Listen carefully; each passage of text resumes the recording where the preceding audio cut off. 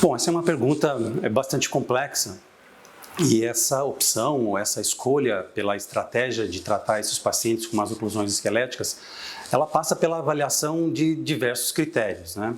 E algumas perguntas que nós também fazemos durante a entrevista com o paciente. Então, primeiramente, a pergunta clássica é se o paciente tem o desejo de melhora da sua estética facial.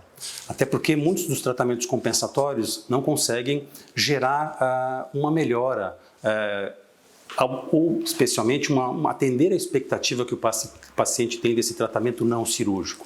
Então, normalmente, quando a maloclusão esquelética ela tem de uma severidade de média para grande, e os pacientes têm o desejo de melhora da estética, então obviamente que a tendência, o direcionamento para a cirurgia ortognática já ganharia um primeiro ponto, uma primeira marquinha.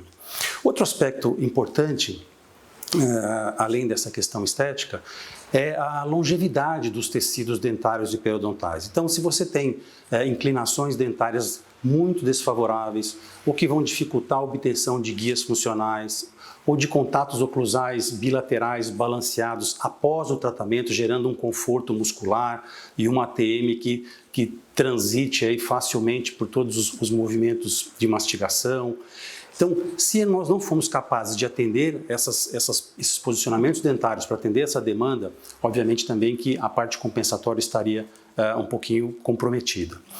E pensando ainda na longevidade dos tecidos, é sempre importante a gente, na nossa documentação, nos nossos registros, trabalhar com exames tridimensionais para avaliar esses pacientes. Porque os exames tridimensionais vão nos dar a oportunidade não só de conhecer o tamanho, né, ou a gravidade da maloclusão, mas também a medida das espessuras ósseas alveolares, para nós sabermos qual o espaço de manobra que nós podemos ter com os dentes.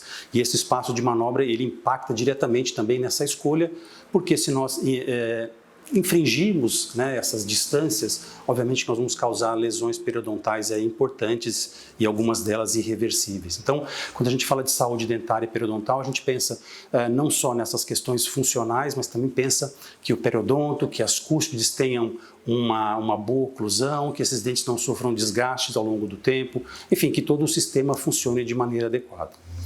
Além disso, uma outra questão é a previsibilidade dos resultados. Se nós vamos fazer um tratamento compensatório num paciente com más oclusões esqueléticas, é muito comum usarmos os dispositivos de ancoragem esquelética. E esses dispositivos não podem ser usados indiscriminadamente, sem um planejamento, sem uma avaliação complexa por parte do profissional. Então, é previsível o tratamento compensatório, nós podemos ter, então, um direcionamento nesse sentido. Quanto à previsibilidade da cirurgia ortognática, nós temos hoje, com o fluxo digital do planejamento virtual, nós temos uma previsibilidade muito alta acerca dos movimentos a serem realizados e também dos resultados a serem obtidos. Então, os pacientes ficam mais tranquilos, ficam mais confiantes à medida que o tratamento é feito com uma acurácia.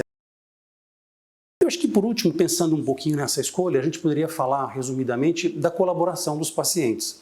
Alguns pacientes que têm essas más oclusões e que optam pela não realização da cirurgia e que os profissionais compram esse desejo do paciente, que às vezes é um pouquinho perigoso, eles têm que estar comprometidos com o uso de elásticos, com o uso desses dispositivos de ancoragem, mini parafusos ou mini placas, enfim, eles tem que ter assim, a compreensão total da complexidade do tratamento que eles vão fazer e, sobretudo, que isso pode levar ao momento do tempo de tratamento e, consequentemente, isso impactar na qualidade de vida dele, sobretudo no incômodo que alguns dispositivos podem causar. Então, é importante pensar também nesse aspecto da colaboração dos pacientes, enfim, e pensando na compreensão, na verdade, muito ampla dos três componentes que afetam as más oclusões. A gente não pensar só em dentes, a gente não pensar só em ossos e a gente pensar também em todas as questões tegumentares para fazer no cômputo geral aquela avaliação precisa, aquela avaliação completa